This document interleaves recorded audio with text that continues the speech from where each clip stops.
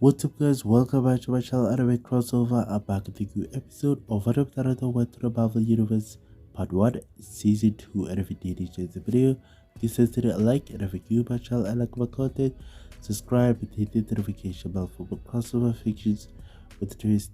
Now let's begin this new video.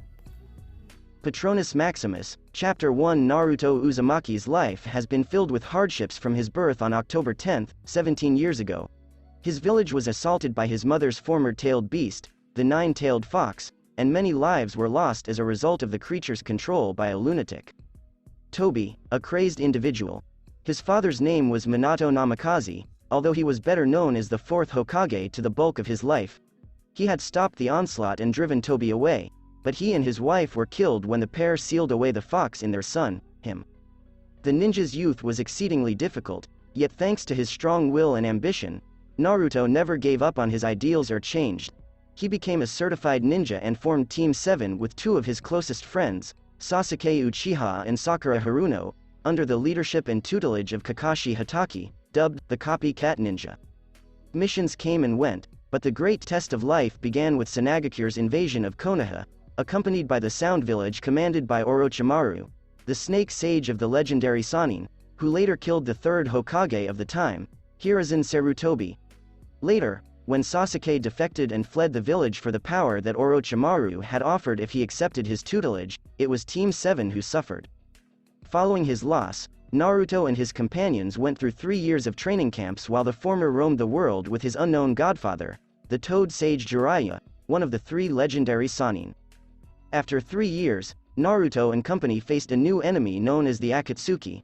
The criminal organization was attempting to capture the Tailed Beasts and the Jinchuriki who housed them in order to utilize them as weapons of war and transform the shinobi world.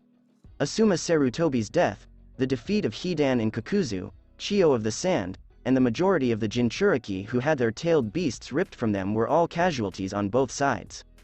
But the most devastating loss was yet to come, affecting not only Konoha and Sunagakure, but the whole of the 5 great nations in the land of the samurai. The Great Ninja War 4. Tobi, the head of the White Zetsu army and the undead, reanimated shinobi of old, was eventually revealed to be Obito Uchiha, Kakashi's buddy who was supposed to be dead in the previous war, and the reanimated Madara Uchiha. To fight the Uchiha danger, the 5 great nations established the Shinobi Alliance and wore headbands with the kanji, shinobi, to demonstrate their combined efforts and might. The engagements were tiny in terms of territory, but the casualties were higher than in earlier wars, and the Shinobi Alliance thought the deck was turning against them. Until Naruto Uzumaki and his fellow Jinchuriki, Killer Bee, joined the fight following the Alliance's failed attempt to keep them out. The Alliance began to win and annihilate most of the White Zetsu army with the new and now controlled strength of the 9-tailed fox's chakra, as well as Killer Bee's own tailed beast control, and laid the reanimated shinobi to rest in the afterlife.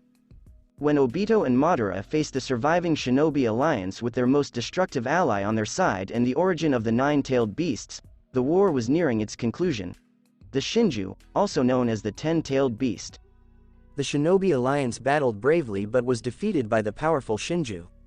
Naruto lost his friends and comrades, but his great ancestor, Hagoromo Otsutsuki, also known as the Sage of the 6 Paths, gave him a second chance.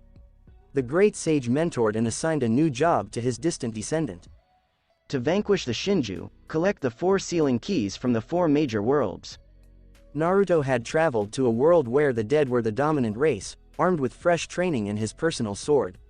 He had spared a group of survivors among whom he met his children's mother, Seiko Busujima, and had fled the world for the first major world. It was here that he became embroiled in a major struggle between 2 factions of magical creatures. Soul Society Shinigami and the Irankar, led by former Shinigami captain Sosuke Aizen. They weren't the only groups, but the 3 groups of the Bible had also appeared, putting their safety in jeopardy. He obtained extra martial arts training from a powerful master, Hayato Furinji, and met 3 ladies who subsequently became highly significant persons like Seiko, the everlasting Titaness Rhea, the Nekomata Kuroka, and the immortal, former priestess Medusa. The winter war against Aizen had finally begun, commanded by former Shinigami captain Sosuke Aizen and his allies, Konami Tosen, the ever-smiling Jin, and Rei's former husband, the Titan King Kronos and his brothers, Hyperion and Atlas. Only one side could win, and only one did, with some of their heroes taking a much-needed break in isolation with one another. It had been 2 months since the last battle with Aizen and Kronos. 2 months had passed since the Soul Society had found peace and tranquility thanks to the 3 factions agreement. Naruto has been in their lives for 2 months and has changed everything, including his personal life. Naruto, it's now your turn. I understand. But why? In their darkened bedroom, a familiar blonde lay atop the queen-sized bed beneath the sheets, looking weary and droopy as he glanced at the bulge next to him. When it scuffled and exposed his first girlfriend, a purple-haired female he met in the Bridge Realm.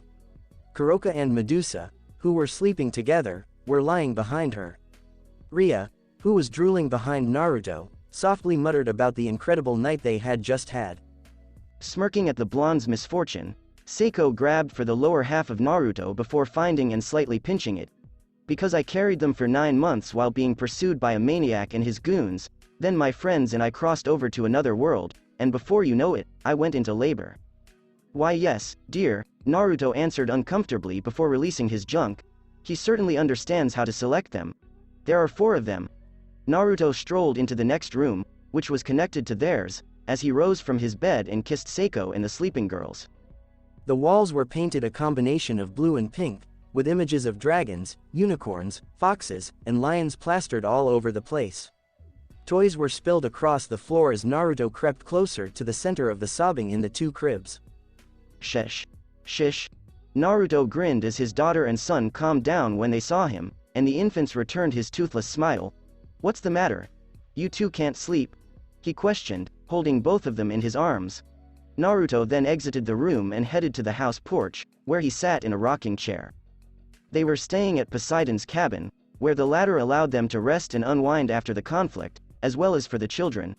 Poseidon used to take his many mistresses here for cuddling over the eons, but today it's just for committed couples. It was still dark, though there was a glimmer of light on the horizon. Naruto hugged his children closer to him, and their shivering stopped as they basked in his warm temperature. He couldn't believe it anymore. He's a father now, to 2 lovely children who have made him and their mother the happiest people on the planets. He recalls the events leading up to their birth as if they happened yesterday. Hey, Naruto said softly as his children looked at him in awe. Have I told you about the day you were born? He chuckled as he saw them tilt their heads. I know you can't understand me right now, but it'll be good practice for me. Naruto rocked the chair back and forth as light from the mountains began to rise. It all began on that day. The day after the battle. Flashback begin days following the Winter War. Barracks of the 4th Division. Soul Society, S.H.I.E.L.D. Naruto. I got it. A familiar masculine voice approached, and it sounded unhappy. The next thing he knew, he was waking up and punching whoever hit him in the face, much to the surprise of everyone present. Naruto stroked his pulsating cheek before glaring fiercely at the individual through the newly constructed wall. It came as no surprise that it was Ichigo. As sparks animatedly fought against each other from their foreheads, the substitute Shinigami achingly gripped his damaged face while glaring at the blonde. You got a death wish, pal. It was the only way to get you to wake up. Would you like to go? I'm in the game. The medical personnel of the 4th Division watched in horror as the Soul Society's saviors flung fists and hooked one another's mouths despite being engaged in severe confrontations with a former Titan King and Soul Reaper Captain Aizen. Orihime, or you, and Chad smirked as they observed the argument. Ria, Medusa, and Kuroka were smiling despite the fact that they were lying on beds opposite Naruto's and dressed in bandages. I thought you guys were still in pain, said a beautiful but familiar voice from across the room. The dust cloud of arms and legs came to a halt, revealing Ichigo's leg on Naruto's crotch as the latter's fingers dug into the former's throat. The 2, as well as everyone else, watched the 4th Division captain smile at them.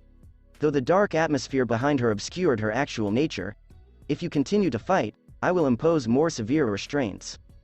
Why yes, ma'am, TDIIXTHT. Weeks later. All right, Naruto said to the skies of S.H.I.E.L.D, raising his arms. Despite his appeals for extra rest, he passed all examinations and was discharged from the barracks, but he was amazed at how long it took him to fully recuperate. Without a doubt, Kronos and Aizen were formidable opponents. The ninja turned around to see appreciative Soul Reapers passing by, their eyes gleaming. Hey, guys. Hello, Uzumaki. With a wave, the ninja Sunshine glided across the rooftops towards the First Division, where Yamamoto had summoned him for a conference. Despite his displeasure, he had to attend because he was technically the Greek faction leader. He'd most likely demand a report on the combat with Aizen and Kronos. When Naruto arrived at the meeting hall, he opened the door to find the Soul Reaper captain dozing in his seat. A drop of sweat dripped from Naruto's brow. Seriously. The blonde approached the sleeping Shinigami, his lips engraved with a frightening smirk.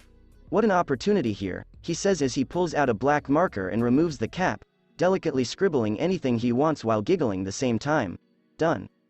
When Yamamoto snorted awake, Naruto leapt backwards, yawning and blinking sleepily till he recognized the blonde adolescent looking innocent and all. Ah, Mr. Uzumaki, I hope your recovery is going well. Why yep, he laughed before gathering himself. A medical clean bill of health. That is fortunate, Yamamoto said honestly, but with a sorrowful expression that Naruto picked up on. Is there something bothering you, Captain? Yamamoto examined his left side, where an empty sleeve revealed nothing. He'd lost his arm in a desperate attempt to destroy Aizen, but it had all been for naught. It did, however, allow Ichigo to adopt his ultimate hollow phase and push Aizen around like a rag doll. For a short period of time. Many things have happened since your arrival. Aizen's conspiracy, the Arankars, the three factions, the Furinji Treaty, Kronos, and so on, but now we have victory, and I have to say, this is the most exciting time I've felt in a long time. Naruto was taken aback and surprised. So much so that Yamamoto's silly tongue and target scribbles didn't make him chuckle right away. I'm not sure what to say other than, I'm glad I'm on this journey. There must be something I could do to help repay you. I hope you're not just talking about me, Naruto inquired. Of course, Ichigo Kurosaki and his group will be recognized for their valiant efforts in the battle, Yamamoto stated candidly. The squad had played an important role in defeating Aizen and his army. Their efforts must not go unnoticed.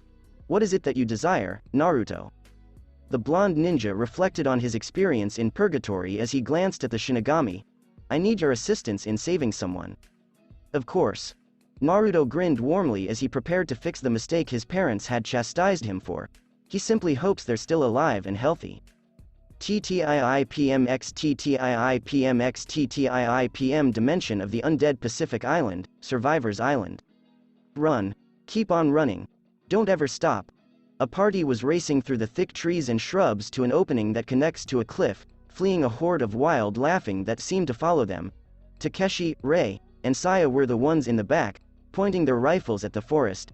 Shizuka and Kota were a safe distance away from the cliff's edge, the former cradling a wincing and very pregnant Seiko, who was holding her stomach. Of all times, why now? Seiko chided herself as she attempted to stand with his sword but sank to her knees. Life finds a way, Shizuka replied uneasily as Kota lay down on the floor loading a bullet into the sniper rifle. Shido and his group emerged from the trees, equipped with guns. The majority of them were men with wild hungry smiles fixed to Seiko, Shizuka, and Saya. How right you were, Shido stated menacingly, much to the consternation of the opposing side. How fortunate for me and my group to find this island and run into you. Life must have me as a lucky man, he said, as his men chuckled and moans rang from behind him. As tasty as Yuki and the others are, they can only do so much, which is why I'm overjoyed right now.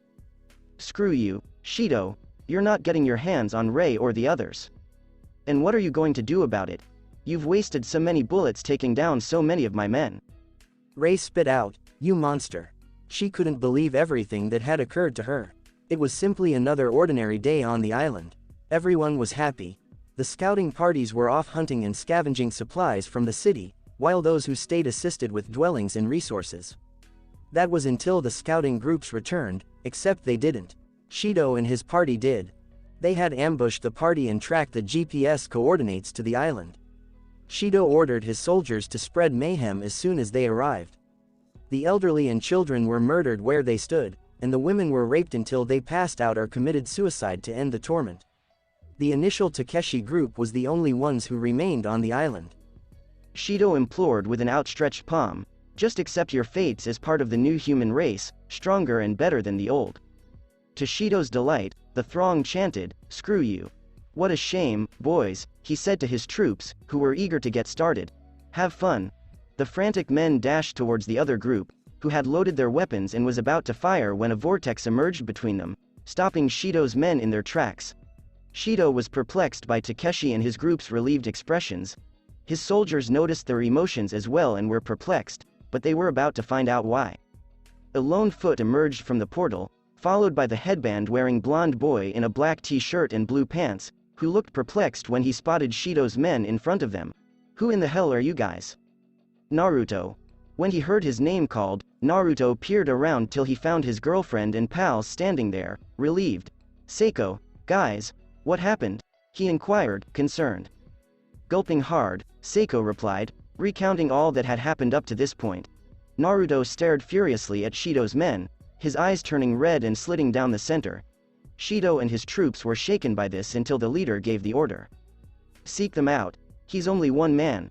One of them, like a blind following servant, ran at Naruto with a knife in his hand and slashed at him when he got close enough. Naruto, on the other hand, leaned back and responded with a haymaker that landed cleanly. Too neatly. As the man's head flew across the field and fell in front of Shido's feet, he had decapitated him. When Naruto took a step forward, the men's feet shuffled backwards out of fear. I hope you all burn in hell, he shouted last as the blonde wreaked havoc on Shido and his guys. Flashback concludes, and after I got rid of the bad men and monsters, I brought your mom and friends out to this world, which I dubbed Soul Universe, after the Soul Reapers, of course, Naruto remarked, amusedly looking at his two sleeping children. My children, I promise never to abandon you and your mother again, including Kuroka, Ria, and Medusa, because all of you are important to me. And we think the same thing about you.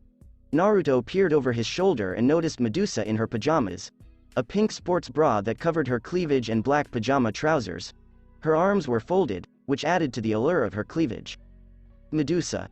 Naruto said quietly so as not to wake the babies. How long have you been working there? Medusa returned his whisper as she walked behind him and his chair. Right about the time you mentioned using the Rasengan version of the 1,000 Years of Death on Shido's $1. Language.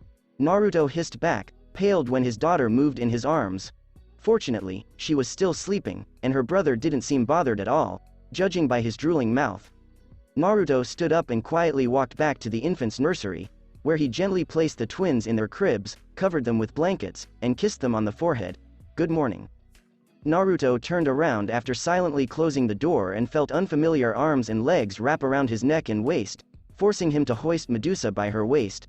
Their passion grew stronger with each passing second until they unwillingly parted ways. You're a fighter, aren't you? I need you right now. Roger, that. Medusa found herself naked against the mosaic-tiled wall of the shower in the bathroom faster than she could process.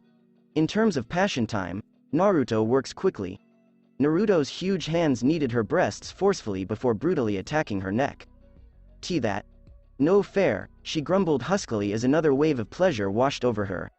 Medusa turned around and felt her lips crushed together for the first time. That's better, Medusa remarked as Naruto's member pierced her inner walls, prompting her to exhale loudly. Much better. Good. I aim to please, Naruto said huskily into her ear as Medusa wrapped her legs around his waist and groaned in ecstasy as he pumped his hips in time. His hips accelerated, causing the tiles to squeak under strain. Like that? Yes. Good. The moans and grunts were so loud that they didn't detect two inmates approaching Naruto and Kuroka covertly. Wiggling hands approached the couple and pinched the blonde's buttocks. The amorous atmosphere was abruptly interrupted when Naruto turned around with the wrapped Medusa and saw the naked Ria, Seiko, and Kuroka. Kuroka's big breasts defied gravity with all healthy and pink nipples, while Rei's toned legs and firm breasts were in their prime. Seiko's purple hair was a tangle, but she looked stunning with her somewhat smaller breasts than Kuroka and Ria. They became more tempting and alluring as the showerhead soaked them from head to toe, and their lustful expressions told it all. The usual, girls. Nope. Kuroka approached him, carefully licking his cheek. She finished by saying, we want the real you. Ria tapped him on the shoulder and whispered in his ear, after all, the best you is the real you. Thank you, Naruto said as he gazed up at the ceiling before being seized by Ria and kissed on the lips by her own. Kuroka took his head and kissed him just as fiercely in a split second. The children slept through their fathers, mothers, and aunts' passionate moans and grunts.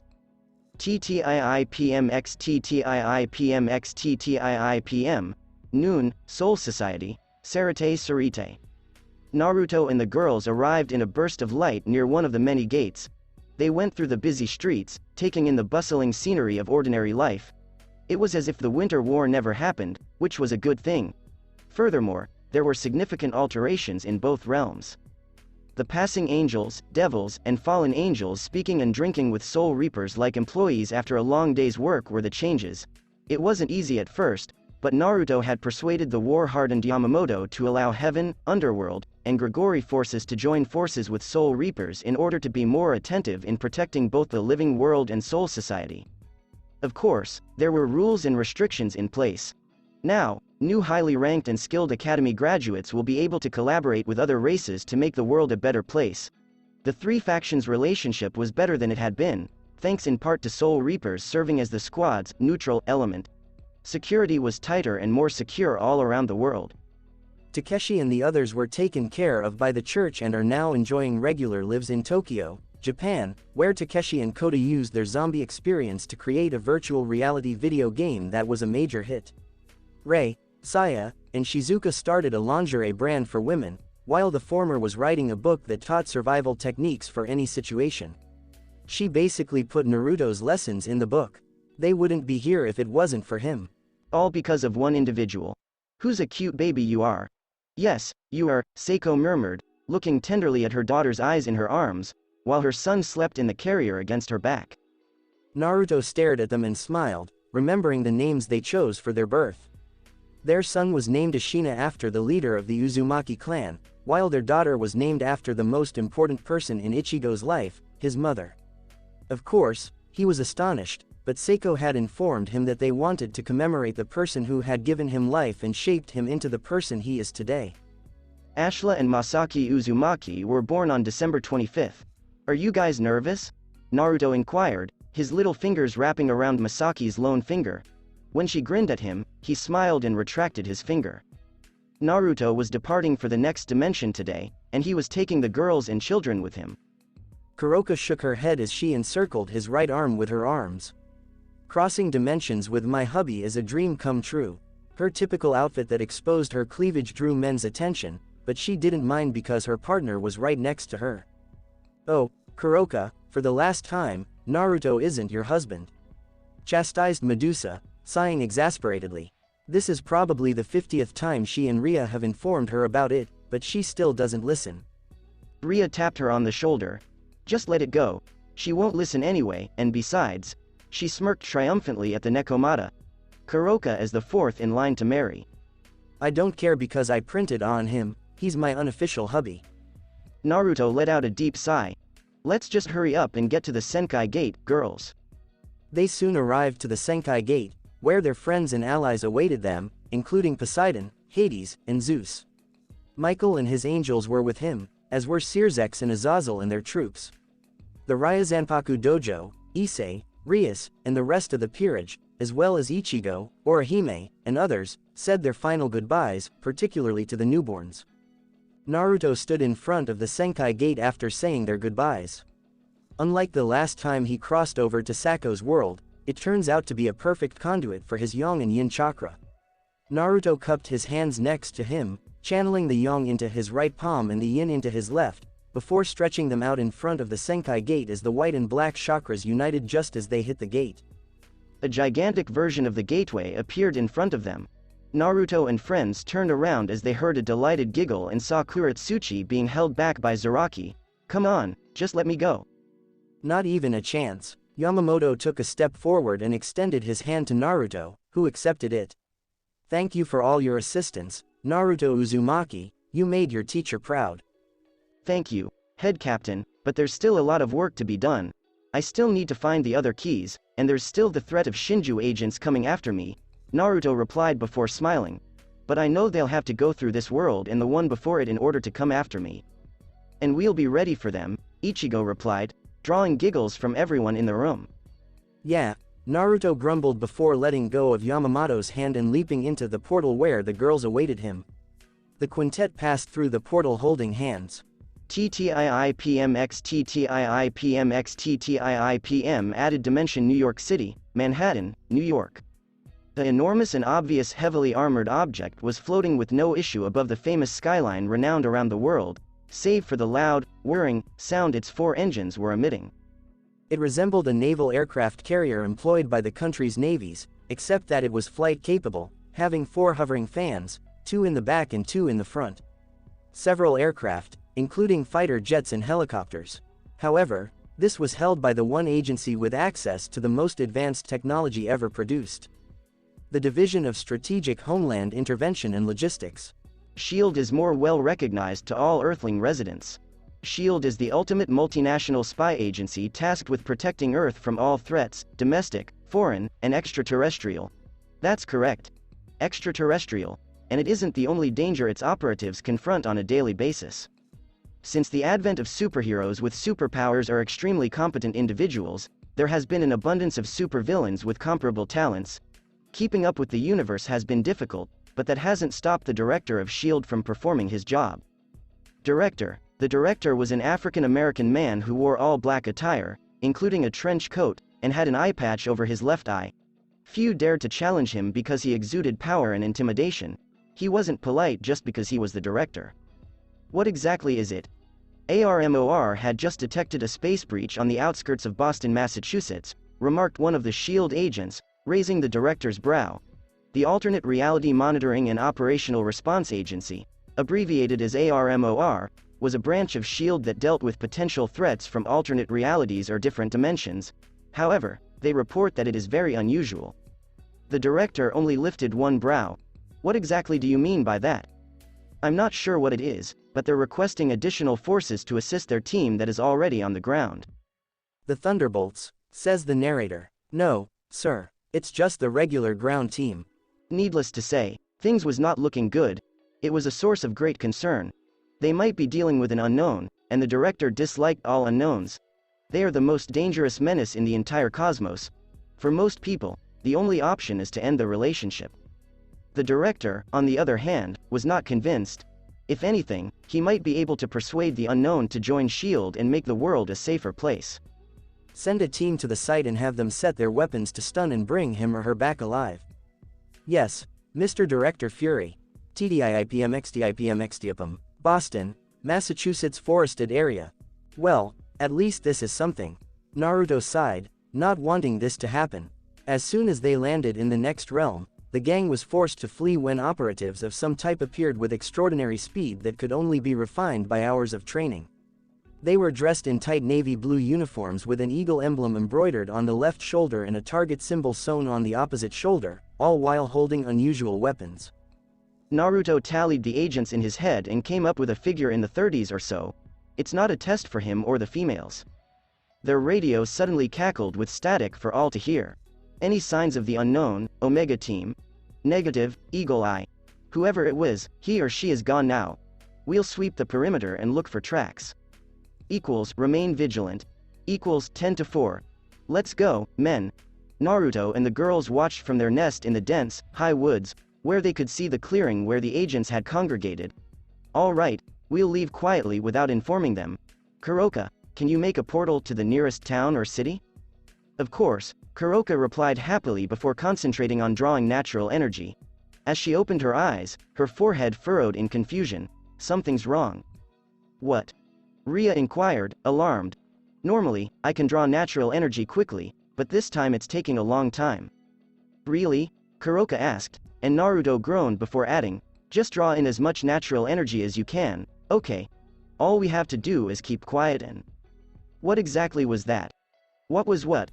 The gang remained still as 2 agents came to a halt beneath their tree after one of them allegedly heard something.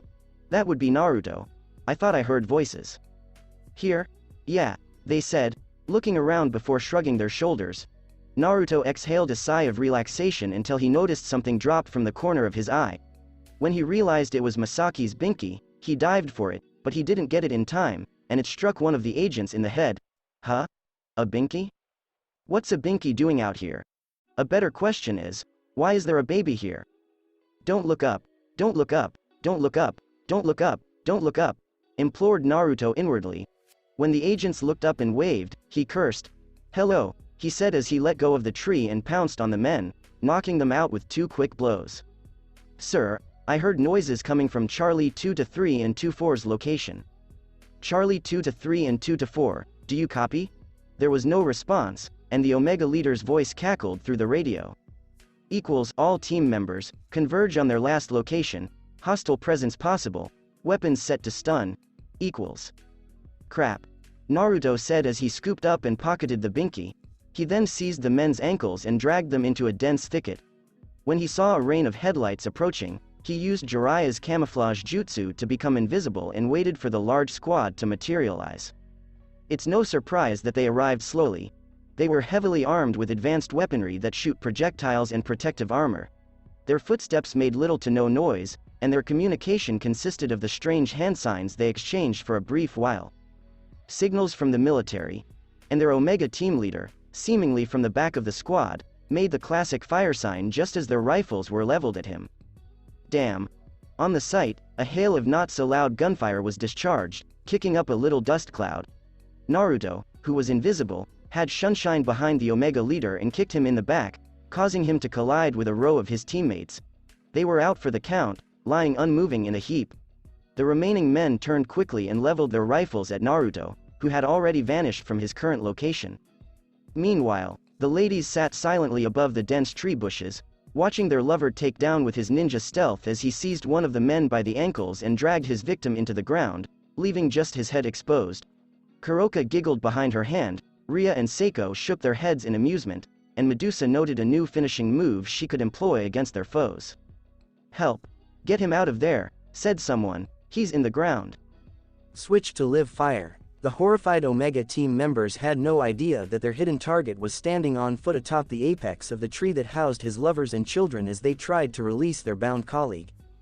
So far, he had been unimpressed with their abilities because it appeared that they were relying on their technology, which allowed them to see him in the invisibility jutsu. However, their collaboration and concern for one another was admirable as they created a defensive circle around their downed colleague. "Time to end this," Naruto said to himself as he sprang from the tree, knocking the soldiers off their feet after landing on the ground with his legs deep in the ground. "Ninja art, human weapon of destruction," he reasoned before lifting an open palm and pushing it at the men, sending a massive shockwave in the same handform. "Furinji Oshi-ite." The girls above winced as the remaining men were thrown against the trees by the shockwave, while also admiring Naruto's progress with the Furinji style. Naruto was approached by the elder after the battle against Aizen, and the latter apologized for his banishment, but Naruto being Naruto, he forgave the master martial artist and they reconciled, along with continuing their training till he passed the test. Medusa and Ria, who resumed their training with Shizune and Kensai Ma, were not alone. Even Seiko had asked Shizune to assist her regain physical condition while honing her swordsmanship after giving birth to her children and taking time to recover. Shizune was overjoyed to have additional students to train in her martial art, and she grinned for 2 weeks straight. She was impressed by Seiko's talent and reverence for the blade. The trio underwent and passed the 2 masters' exam to establish whether they were proficient enough in their respective martial art forms before departing to this dimension. After ensuring that all of the males were knocked out and safely hidden from any lurking predators, Naruto signaled the women to come down, which they did quietly. "I think you dropped this," he cooed to Masaki, who grinned at the sight of her father and Binky together. Before his daughter excitedly took and swallowed the Binky, the blonde wiped it with his shirt. "How adorable." "I'm ready," Kuroka declared after gathering natural energy and constructing a doorway behind them. "Let's just get out of here." "Right," the group said before entering the portal, which closed seconds later as an airborne vehicle arrived. TTIIPMX TTIIPMX TTIIPM. Months later, Boston is a city in Massachusetts. "Waiter, I want some more drinks." "Gotcha." Naruto, dressed as a waiter, proceeded towards the client with an irritated frown, but covered it with a smile as he approached the table. "Your drink, sir." "It's almost time, and where is my order?" "You've eaten it." "Is that supposed to be a joke?" questioned the irate fat man, smelling of fish and alcohol. Naruto pointed to his table, where he noticed an empty dish with leftovers. "Oh, well, I'd like another." "Yes, sir," Naruto said before heading back to the kitchen. When he looked at the clock, he saw that his shift was nearly finished. Just 5 minutes and I'll be free, the enthusiastic blonde said, hurrying out of the restaurant in his civilian clothes, his headband still fastened around his brow. Finally, I'm out, and better yet, it's payday. And why are you so excited about a paycheck? It's a reward for my efforts. Granted, I'd prefer it to be much higher than minimum wage, but it's decent. Sort of. Ashura then intervened with his remarks. But why do you and the girls need to work? Your apartment is noisy and dangerous, not to mention unhealthy for 2 growing children. You know why. Those S.H.I.E.L.D. guys could lock in on us with that strange technology. When the trio appeared at a Comic-Con and drew some attention due to Kuroka's outfit and cosplay, her ears and tail, that revealed her considerable cleavage, as well as the attractiveness of Ria, Medusa, and Seiko. They had barely managed to stay under the radar while enjoying the pleasures of Comic-Con. Naruto decided to gather information on the people who almost caught them twice after the event concluded, and someone offered a place for the homeless group. The gang had learned on the internet that the people were evidently the S.H.I.E.L.D. organization, the Earth's international security force against local, national, international, and out-of-Earth threats. Furthermore, they discovered that there are people with incredible powers who use them for good or evil, such as the X-Men and the Brotherhood of Mutants. S.H.I.E.L.D. monitors all super-powered persons and seeks for abnormalities that could pose a threat to Earth. That explains their sudden presence in the woods and at the railway station. Ria and Seiko both hypothesized that S.H.I.E.L.D. was tracking any anomalies, which implied they were using their powers. So their only option was to remain low for the time being. That means finding a place to live and work as a regular human. Easy my ass, Naruto growled after reading at his paycheck, his annoyance heightened by the unexpected pay drop. This really stinks. I can't believe people in this world work for wages like this, he sighed, before proceeding to his goal. I'm wondering how she's doing. TTIIPMXTTIIPMXTTIIPM O'Connell's Tavern, come on, sweetheart. Come with us. We'll have a lot of fun. Medusa rolled her eyes at the man who had insisted on asking her out for a drink. The man was definitely inebriated, judging by his slurred tone and droopy but alluring eyes. It has been this way since the manager offered her a position. She wasn't seeking for work, but one glance through the bar's glass changed everything. Medusa thought to herself, and Naruto needed help. The girls wanted to help when they needed to stay low while Naruto was working, but he advised them to relax and let him handle it. Of course, they were disappointed, but some of them already had roles. Seiko was a mother who cared for her children with the assistance of Ria, the deity of motherhood. Kuroka, on the other hand, didn't want to do anything but eat, sleep, and have fun in the shower with Naruto, but she did volunteer to work at a strip club.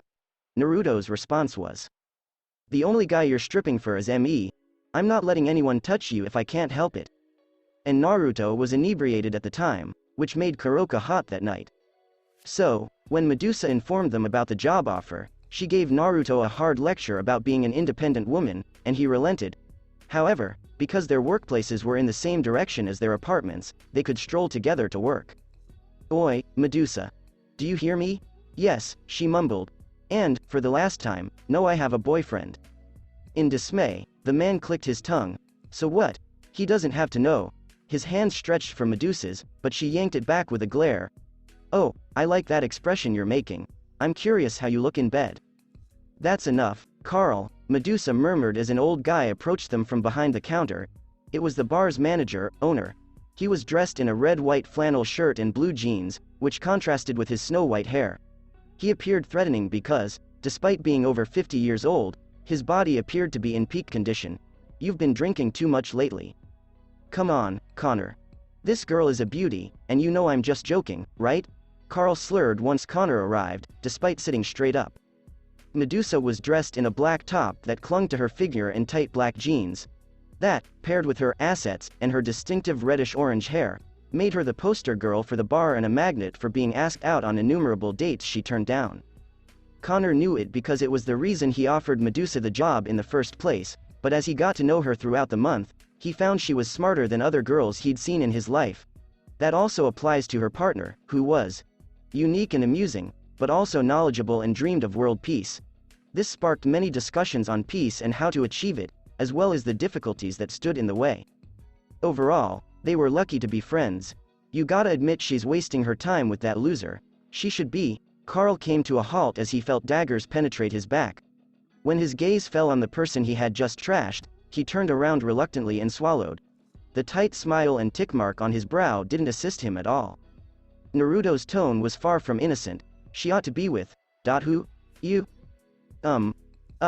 Carl muttered before bolting, tripping over a couple of bar stools. The customers, Connor, Naruto, and Medusa, laughed as the secret ninja kissed his girlfriend in front of the bystanders. How are things going for you, Medusa? Great, but you're a little early. Can't a guy come to his girlfriend's workplace and scare off any drunken idiots from her? Naruto questioned, his hands on his chest, mockingly upset.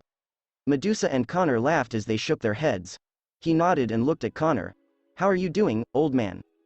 Fine, I say, but we need to talk. Naruto gave a sharp nod. Of course, he said as he followed the man to his office and returned with a bottle of scotch. The two walked to the corner booth where they talk about life, peace, and women. Naruto sipped the booze and inhaled deeply as he enjoyed it after being handed a glass. Wow, that's great. What was the name again? Connor said before tasting his drink, a Glen McKenna 30-year scotch. I know I'm breaking the 3 prohibitions of the shinobi, Naruto reasoned, but this drink is off the hook. He had reservations about becoming a scotch drinker because he hadn't even tried sake, but this scotch was something else. Kudos to Glen McKenna. Kudos. The two continued drinking until last call, much to the annoyance of the patrons and Medusa's enjoyment. She arranged all of the chairs on the table and used the key to lock the liquor cabinets before greeting Naruto and Connor at the entrance. Here you go, boss, Medusa replied cheerfully as she handed the man the key. Thank you, Medusa. You're a real sweetheart, you know, Connor said, laughing heartily. Naruto and Medusa grinned as their fingers linked. You kids continue, and I'll finish locking up. Because the couple knew Connor lived in the apartment above the pub, he was constantly present. After saying their goodbyes, Naruto and Medusa departed Connor, who closed and secured the door before turning the open sign to closed. None of them, however, noticed a set of wheels slowly coming to a halt in a valley across from the bar, which was shrouded in natural darkness, or the sound of a rifle being loaded. TTIIPMX TTIIPMX TTIIPM The residence, Enenwaya. Kuroka muttered out of boredom before plopping down on the couch. Where are they? She was met with a rolled-up magazine in the head. What was that for? Seiko's stare hushed her as the head gesture indicated to a room. To be precise, the twins' room. It was off to the side, adjacent to the little corridor connecting the other rooms in the living area. The living area was tiny but sufficient for a couch and a couple of tables, while the kitchen and dining room were adjacent by the main door. It took 4 hours to get them to sleep. Do not wake them, Seiko cautioned, receiving a nod from the Nekomata. The woman had indicators of early parenting. Little bags began to appear beneath her eyes, and her hair began to lose some of its luster. However, it wasn't all horrible because Ria helped her a lot with motherhood advice, so technically she and Naruto have it easy. She chuckled whenever Naruto came home and doted on his children as any parent would. She adored how, despite coming home from work, he was always talking to them and playing with them. She and the daughters were relieved to have someone like him. Someone who is concerned about and always makes time for his or her loved ones. Hell, Naruto cried, only to be quiet when Seiko scowled at him and Medusa laughed. He apologized as he kissed Seiko and Kuroka as she leapt on his back. How are the kids? Says the mother. Sleeping. Naruto whimperingly said, darn, I really wanted to play with them. Seiko kissed her lover on the cheek. There'll be plenty of time for that later, she reassured them as the aroma of cooked meals filled their nostrils. Now it's time to eat. Yes, it is, Naruto enthusiastically agreed before entering the kitchen and locating the source of the odors. Hello, Ria, he said, and the Titaness smiled before kissing her on the lips. How are things going for you? Fine, now that you're back home. Glad to be home. Help set the table, please, Ria requested, earning a salute from Naruto before he brought the plates and fine silverware to the table, which was thankfully large enough for the 5 of them. After Ria had brought the food to the table, the party gathered to enjoy a fresh and wonderful supper while watching television. This morning, Boston PD found another deceased man in his downtown home. Detectives on the scene found a gun next to him, but states there is no sign of foul play and has declared it a suicide, the newscaster said on the TV as the group watched and ate at the same time. That's the 5th suicide this month, Medusa exclaimed, stunned. I don't understand why they. Naruto interrupted his priestess girlfriend, saying, it's not our place to question. Let's just leave it at that, we weren't in their lives.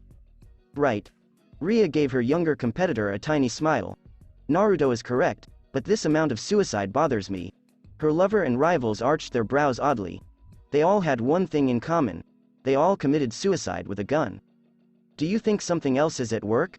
Naruto inquired. Ria nodded solemnly and groaned, wiping his brow. To be honest, this has been bothering me since we arrived here, he said, as the females glanced at him with knowing eyes. I know I said we should stay low because S.H.I.E.L.D might come after us. Do you want to help? Kuroka said, smiling broadly. Naruto's eyes widened as she and her friends laughed at his perplexed appearance. We know who you are, hubby. The ninja wanted to inquire, but he knew better. He is, after all, dating a Nekomata, a Titaness, a former and immortal priestess, and his children's mother. They did spend a lot of time together and learned about one another's peculiarities, among other things. Naruto, Seiko said softly to her beloved as he glanced at her. You are who you are. We were worried about you at first, but you are who you are, and we remembered that. And I'm fairly certain you were most concerned about this coming back to haunt us all, right? She questioned, and he nodded slowly and solemnly. That's one of the reasons we adore you. Kuroka pointed to Naruto's bottom half and said, one of the reasons. There is another reason in the bedroom. Kuroka.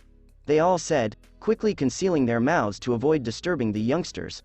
They all sighed in relief when no sound came from the bedrooms. Naruto?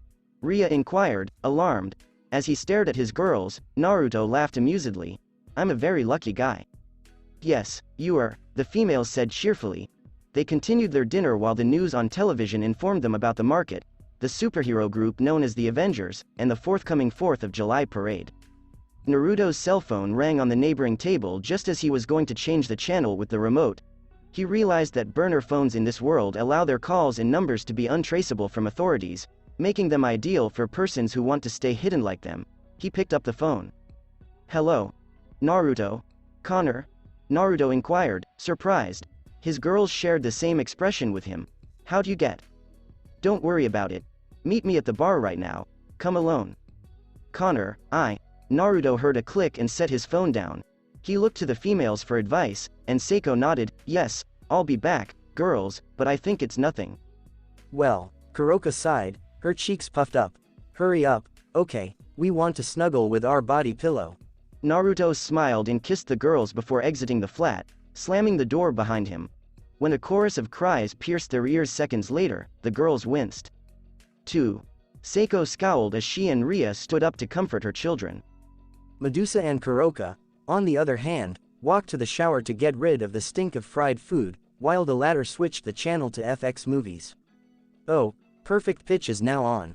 TTIIPMXTTIIPMXTTIIPM O'Connell's Tavern. The objective had been to find out what Connor intended to tell him, but that was thwarted by the two suspicious-looking men in black attire guarding the bar's door. This made Naruto wonder if the call was made before or after the men arrived. If the former, then these men must be after Connor for whatever reason, and he will do anything he can to save him. If the latter was proven false, Naruto would not be gentle with Connor for endangering not only his own life, but also the lives of the girls and children. Time to go to work, Naruto said quietly as he pulled the hood of his jacket over his head and put on black gloves to conceal his identity. He leapt from the building's top and landed lightly in the alley where the rear door was placed. Naruto silently entered the back door and entering the building after noticing it was unlocked and slightly ajar, hoping to discover Connor and information on this strange ensemble. Naruto strolled into the hall where the bar's interior was located and glanced through the circular window on the passing door to find the person who had called him here after navigating past mountains of boxes and drinks in the vacant kitchen. The scene wasn't pretty, and he had to control his anger and chakra.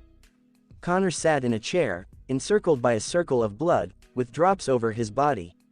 His head slumped low as he slouched forward, his shackled arms chained on the chair. Naruto observed the circle of black guys surrounding Connor staring at one of their own, whose hands were calloused and battered. He must be to blame for Connor's current situation. Come on, old man, just tell us where the treasures are and we'll let you live, the man said, not convincingly. The wink he gave his giggling men was also proof of his deception. His body tightened slightly before he looked up, showing for the first time Connor's face. His right eye was damaged and inflated like a balloon, and his left cheek had a deep scar with a trail of blood. In an act of defiance, he swished the blood in his mouth before spitting it into his beater's face. "Like hell, I'll tell you where it is," he replied, to which he responded with a chuckle. "Please, I've taken real hits from far more nasty people than you pansies. Still got a mouth, huh?"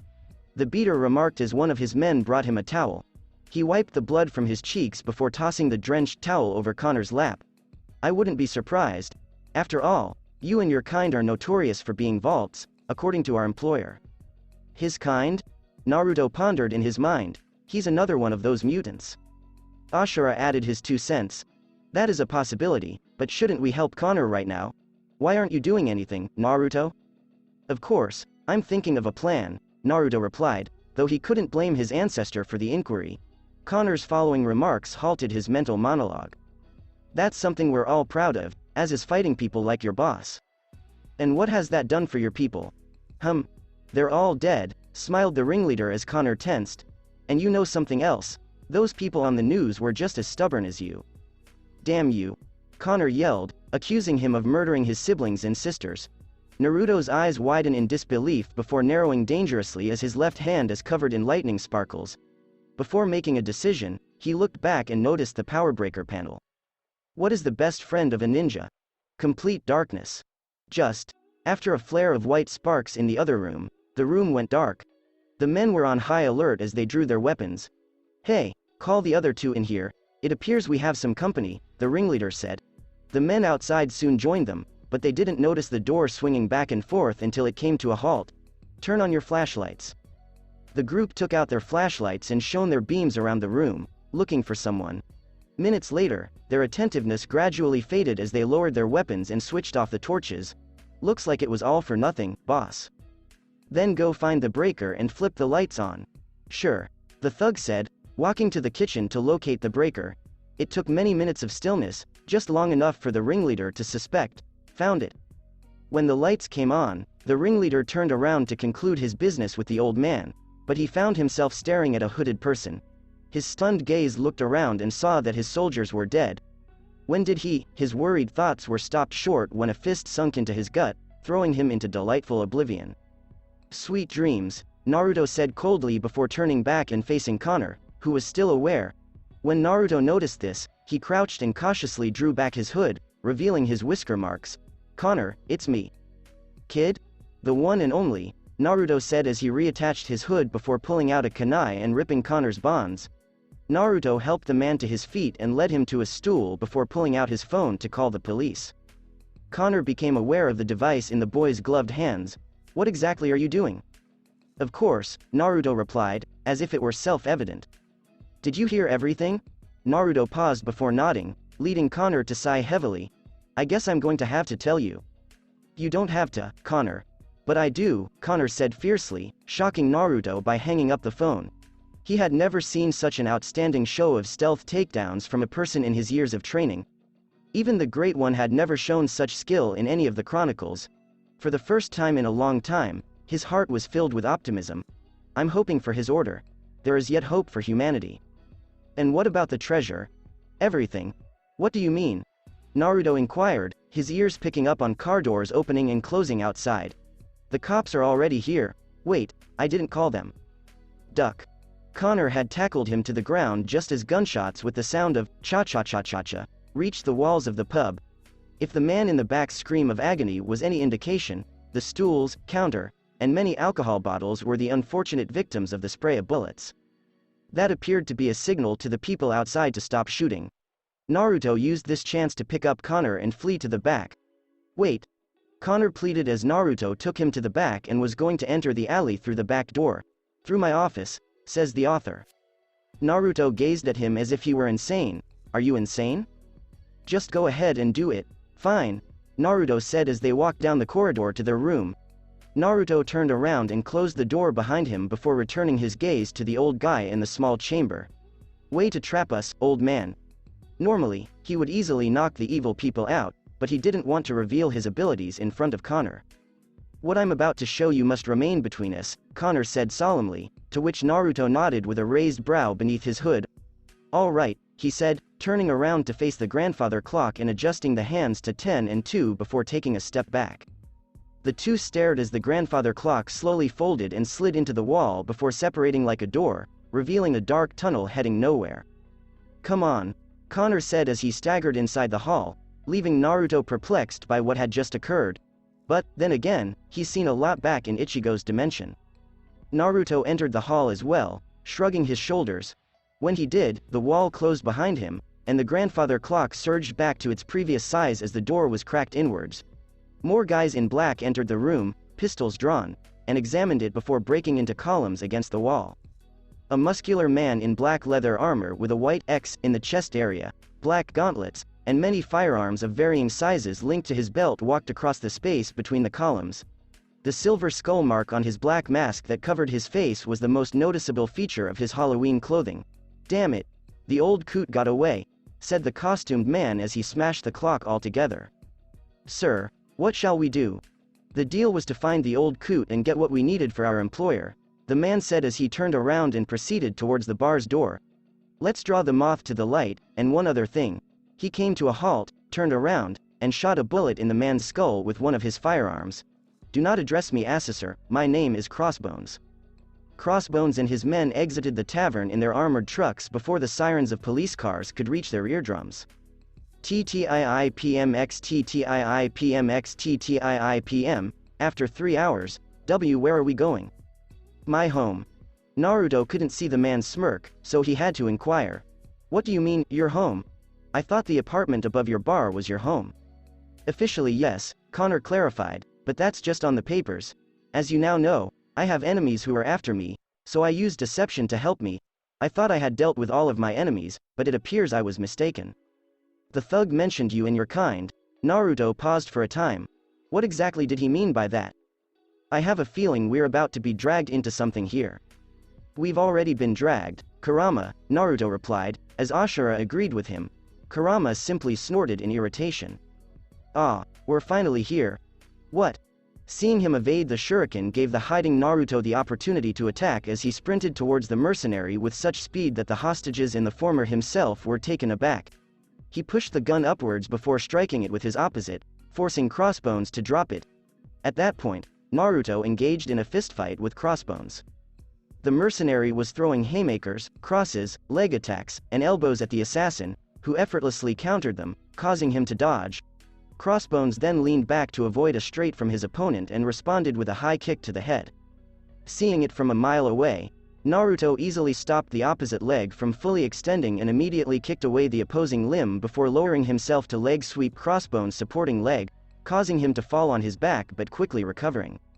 Crossbones took 2 knives from his belt and held them in reverse grip as both of them stood up. Crossbones swung both his blades in a reckless and uncontrolled style, but Naruto dodged each hit before grabbing his wrists and stopping the assault. Crossbones smirked and twisted his head before headbutting the hooded assassin, but it didn't go as intended. Instead of the assassin, he was reeling back in misery, clutching his brow to try to keep the pain at bay. Naruto recognized this opportunity and ran at him before pressing his palm against Crossbones' chest. "Wind style. Gale palm." Naruto murmured faintly as a gentle gust of wind blew Crossbones across the room and into the crumbling wall behind him caused by the power. He turned around and approached the hostages before a short blade protruded from his right wrist, thanks to the gauntlets. Seeing their panic, Naruto said calmly, "It's all fine. You're finally safe." Before nodding to the cloaked individual who cut the cords around their legs, the mayor looked at his wife and daughter. They all stood up before their savior told them to run as fast as they could to the authorities. They had never run so fast in their lives until now. When the hooded Naruto turned around to take Crossbones to the police, he discovered a lone device in his place. That was counting. "Oh my shit. Mr. Mayor, thank goodness you're alright." While his wife and child were being carried to ambulances for diagnostics, the mayor nodded. "That maniac and his men are knocked out." "How?" "It was someone dressed in a hood, BB boo mmm." When the familiar boom rocked the waterfront, shattering the warehouse and spreading debris across the bay and ground level, the whole police force, the chief, and the mayor took cover. After the coast was clear and no one was injured, the police chief dispatched the bomb squad to hunt for any remaining bombs in the vicinity, followed by detectives from the CSUs to search for remains. Meanwhile, the mayor and his family stood in front of the wrecked warehouse, knowing they had escaped with their lives, but their savior had not been given that option. They hoped the CSUs wouldn't uncover their savior's body, but their dreams were dashed when they discovered 8 bodies that hadn't been torched. What on earth? The chief was taken aback when the mayor approached him and saw the unconscious men alive and unburned, despite the fact that they had black marks on their bodies. Are these the gentlemen? Yes, but is this all of them? As the police chief glanced at him, the mayor inquired. There were 2 more. I'll dispatch a bolo for them. Descriptions? The chief inquired solemnly. He will not let the criminals walk away from this crime unscathed. Before presenting the description, the mayor nodded. He was tall and muscular, and he wore all black clothing with a X and a skull engraved mask. I believe he is one of Captain America's adversaries. But Captain America lives in New York, the chief emphasized. Why is he here in Boston? Money. Of course. The veteran chief said nothing and waited for the description of the second attacker. Sir? What about the other description? I believe you are mistaken, Tom. The bolo is only intended for one individual. Sir. The other individual was not one of them. He saved my family and me. The mayor expressed gratitude, although Tom appeared concerned. Is he a vigilante? Those aren't needed around here. Not today, he was. The mayor looked up at the moon, which was held high in the night sky. Today, he was a hero. Tom nodded a split second later as the mayor reconnected with his family, kissing and hugging as much as they could. Soon after, he felt a tug on his shirt and noticed his daughter pointing at something. Daddy, take a look. When the parents turned in the direction their daughter was pointing, they discovered their hooded hero standing on the roof of one of the adjacent buildings, staring at them. They were touched that he was concerned about their safety, and to show their appreciation, they waved at him as he vanished into a flurry of leaves. Homestead, Boston, Connor's manor. Naruto walked up to the manor before entering and closing the door behind him. He entered Connor's room and noticed a man in his pajamas resting on his bed. You look clean for the first time in a long time. After removing the hood, he cracked a joke. I saw the news. Naruto, congratulations. Connor congratulated the young man on his achievements, although there were some minor blunders, such as allowing the skull mask to escape while you were watching. Naruto frowned because he was better than that. Without a doubt, the man or his allies will come after him or put people in danger again. People make mistakes. Hopefully, they don't come back to haunt you. As he sat in the chair, Naruto laughed heartily. Hopefully. Now it is time. What exactly do you mean by that? This house. The farm. Everything here is now yours. As Connor's breathing became labored, he informed the young ninja. I am delighted that you will keep an eye on our world. Naruto, alarmed by his labored breathing and words, stood up. Connor, what exactly are you talking about? If you ever need help following my order, Connor muttered faintly, his eyes closing. No, be better than us. Lead the world to peace as you mentioned. In our discussions, he took a big breath. Every mentor is given a name that defines us as a group. His gaze was drawn to Naruto, who was pulling out his phone to call someone. He reached out to stop him, which drew the blonde's attention to him. From what I saw, you didn't kill them and instead saved the mayor and his family. I came up with a name for you. Farewell. Patronus Maximus. Connor. Naruto screamed in horror and grief as the elderly guy breathed his last. He bowed his head and closed his eyes sincerely as he paid his respects. With clenched fists, Naruto stood up and walked to the window where he saw the moon. I'll do the best I can, Connor. It's a night of joy and delight as well as grief and pain. It is the night of a new order's successor, whose existence has began again. In the city of Boston, a hero is born on this night. Patronus Maximus was his name. To be continued. That's it for this podcast. For this video, I hope you did enjoy the story, and if you did, like, share, subscribe, and thank you all for help and support, and have a great day.